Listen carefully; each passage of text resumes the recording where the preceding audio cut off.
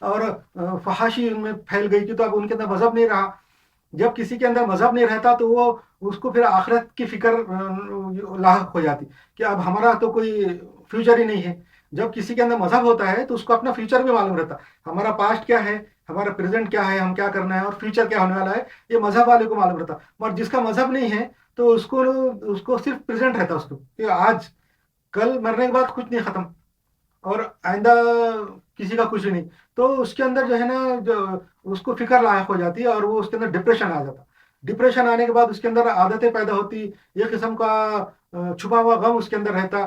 وہ بالکل نا امید رہتا. جو غیر مسلم رہتا, مطلب جو جس کا مذہب نہیں ہے, ایتھیسٹ جو ہے, وہ نا امید رہتا, امید نہیں رہتی اس کو.